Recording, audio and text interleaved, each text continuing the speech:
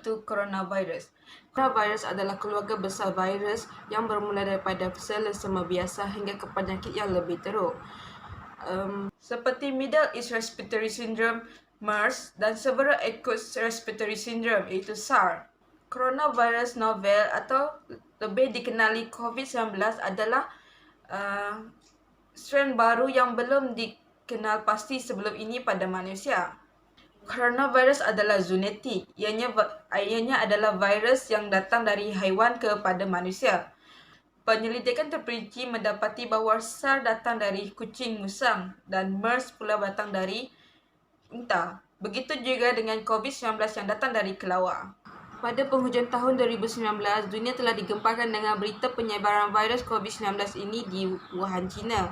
Ini telah menyebabkan negara Korea Selatan menerima kes pertama mereka pada 20 Januari tahun 2020 dan diikuti oleh UK yang menerima kes pertama mereka pada 31 Januari.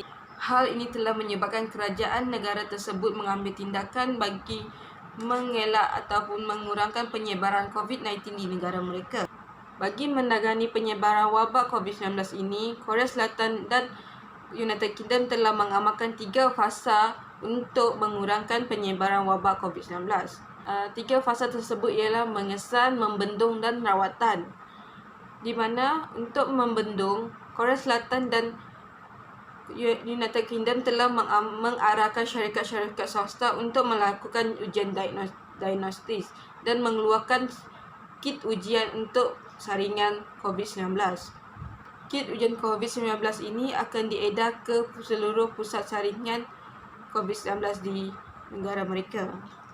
Korea Selatan telah memperkenalkan aplikasi Tracer bagi membantu pegawai kesihatan untuk mengesan kenalan rapat dengan peserta COVID-19 di negara tersebut.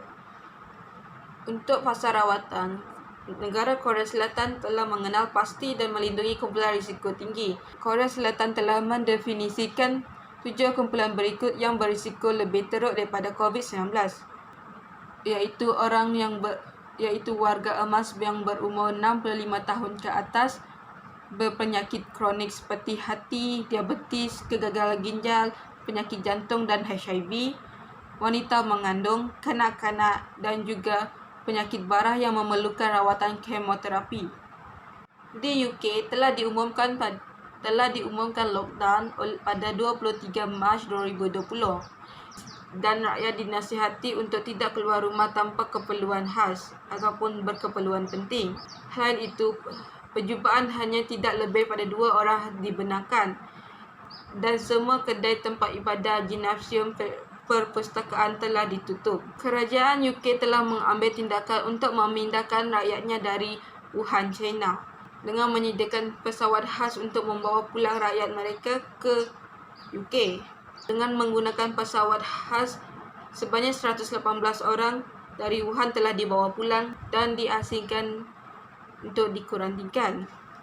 Selain itu, negara tersebut telah membatalkan seluruh penerbangan ke negara-negara yang berisiko. Selain itu, negara tersebut telah membatalkan penerbangan ke negara-negara yang berisiko tinggi COVID-19 ini. Penerbangan British Airways telah membatalkan penerbangan terus ke dan dari China, Wuhan. Syarikat penerbangan British Airways telah membatalkan penerbangan mereka ke China. Selain itu juga, syarikat penerbangan tersebut telah membatalkan ratusan penerbangan ke negara Eropah seperti Itali dan Perancis. Ini disebabkan peningkatan kes COVID-19 di negara tersebut.